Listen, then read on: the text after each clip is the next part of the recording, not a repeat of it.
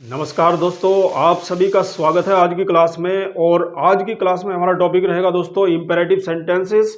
आइए हम पढ़ते हैं अपने टॉपिक को। इंपेरेटिव सेंटेंसेस बहुत ही ज़्यादा इंपॉर्टेंट होते हैं, दैनिक जीवन में बोलचाल की भाषा में बहुत ज़्यादा इस्तेमाल किया जाता है, तो इसलिए बहुत ज़्यादा इंपॉर्टेंट है। बने रहिएगा स्टार्टिंग से अंत तक, बिल्कुल भी वीडियो को स्किप मत करिएगा।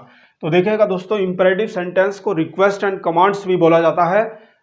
रिक्वेस्ट मतलब प्रार्थना और कमांड का मतलब आदेश, आप जानते हैं। हिंदी में इसको कहते हैं दोस्तों आज्ञा सूचक वाक्य।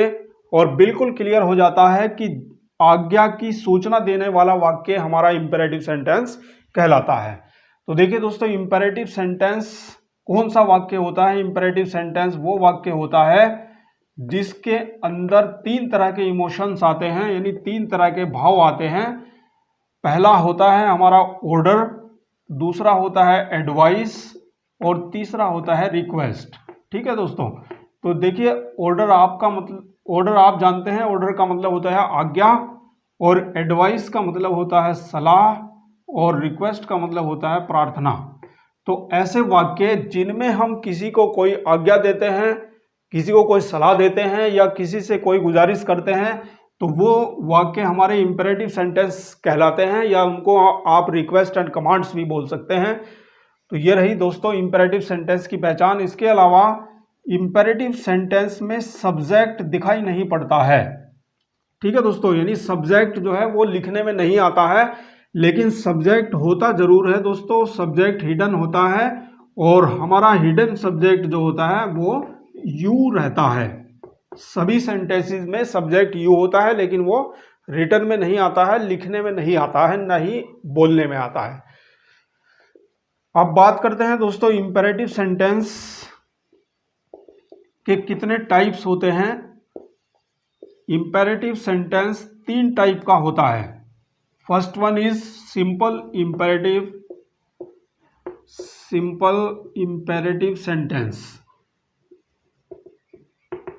simple imperative sentence, and second one is let, and third one is let us, जिसको आप स्पीकिंग में लेट्स बोलते हैं।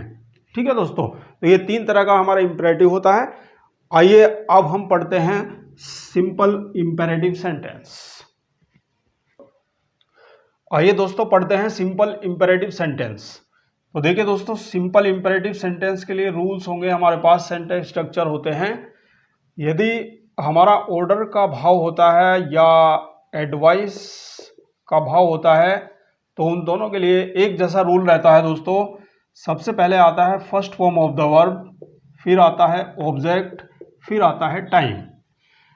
यदि रिक्वेस्ट का भाव होता है तो रिक्वेस्ट में दोस्तों बोला जाता है कृपया। हिंदी में हम बोलते हैं कृपया, और उस कृपया शब्द के लिए इंग्लिश प्लीज इस्तेमाल की जाती है। तो यहाँ पर प्लीज शब्द स्टार्टिंग में आ जाएगा, और बाकी सेम ये ऑर्डर या एडवाइस वाला स्ट्रक्चर सेम रहेगा। First form of the verb plus object plus time. ये रहे हमारे सेंटेंस स्ट्रक्चर अफर्मेटिव सेंटेंस के लिए दोस्तों। इंपेरेटिव, सिंपल इंपेरेटिव में रूल्स हैं अफर्मेटिव सेंटेंस के लिए, कि अगर सेंटेंस हमारा अफर्मेटिव है तो अफर्मेटिव सेंटेंस के लिए ये वाले स्ट्रक्चर होते हैं। बिल्कुल आसानी से पढ़ेंगे, कहीं से कोई समस्या नहीं है। बिल्कुल आप एग्जाम्पल देखिए, दैनिक जीवन में बहुत ज़्यादा इस्तेमाल होता है। बिल्कुल आप देखिए, जैसे मैंने कहा कि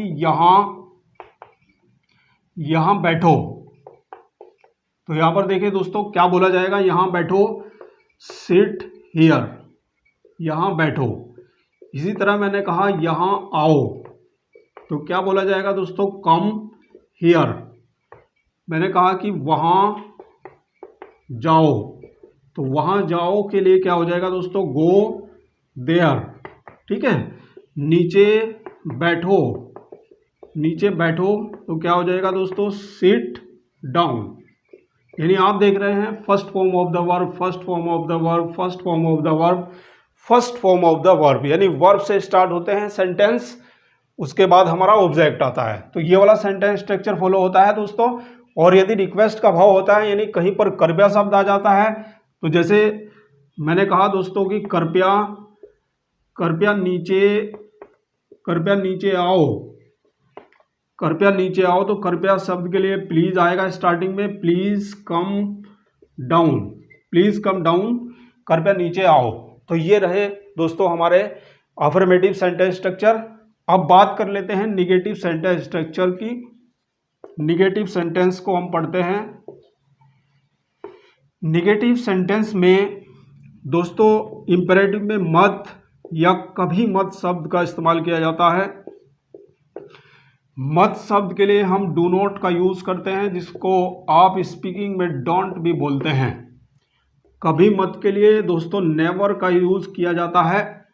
तो जहां पर हमारा सेंटेंस स्ट्रक्चर अफर्मेटिव है, उस अफर्मेटिव के सेंटेंस स्ट्रक्चर में ये नहीं या कभी नहीं के लिए जो डू नॉट या नेवर शब्द का इस्तेमाल किया जा रहा है, ये स्टार्टिंग में जगह ले लेगा।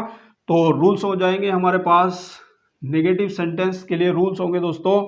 सबसे पहले ऑर्डर का या एडवाइस का इमोशन होता है, तो स्टार्टिंग में डू नॉट या नेवर आ जाएगा, डू नॉट या नेवर। उसके बाद सेम सेंटेंस स्ट्रक्चर रहेगा, वर्ब की first form plus object plus time. यदि रिक्वेस्ट होता है तो रिक्वेस्ट के भाव में दोस्तों प्लीज शब्द जो है स्टार्टिंग में आ जाएगा, बाकी सेम वही रहेगा, प्लीज प्लस डू नॉट या never plus first form of the verb plus object plus time. ये रहे हमारे सेंटेंस स्ट्रक्चर नेगेटिव के लिए दोस्तों। इस सेंटेंस हमारा नेगेटिव भी हो सकता है। एग्जाम्पल देखते हैं, कहीं से कोई समस्या नहीं है, कोई दिक्कत नहीं है। तो देखिए दोस्तों, अगर हम इन सेंटेंसेस को निगेटिव बनाते हैं कि यहां मत बैठो, तो मत शब्द के लिए हम क्या करेंगे, डू नॉट स्टार्टिंग में यहां पर यूज करेंगे, डू नॉट। ठीक है दोस्तों, तो डू नॉट सिट हियर, यहां मत बैठो। इसको नेगेटिव बनाते हैं, यहां मत आओ, तो क्या हो जाएगा दोस्तों, डू नॉट कम हियर। इसको बनाते हैं वहां मत जाओ, तो वहां मत जाओ के लिए क्या हो जाएगा दोस्तों, डू नॉट गो देयर। इसको बनाते हैं निगेटिव, नीचे मत बैठो, तो क्या हो जाएगा दोस्तों, डू नॉट सिट डाउन, नीचे मत बैठो। कृपया नीचे मत आओ, इसको भी निगेटिव बना देते हैं, कृपया नीचे मत आओ, तो क्या हो जाएगा दोस्तों, प्लीज। डू नॉट का स्थान कहां पर होगा, प्लीज के बाद होगा, यानी यहां पर आप डू नॉट लगाएंगे, please do not come down, कृपया नीचे मत आओ। तो इस तरह से आप नेगेटिव सेंटेंस स्ट्रक्चर बना सकते हैं दोस्तों। तो आपने ये सिंपल इंपरेटिव देखा है। वीडियो आपको कैसा लगा है कमेंट सेक्शन में कमेंट करके बताइएगा दोस्तों। अगले वीडियो में हम मिलते हैं अगले इंपरेटिव लेट के साथ।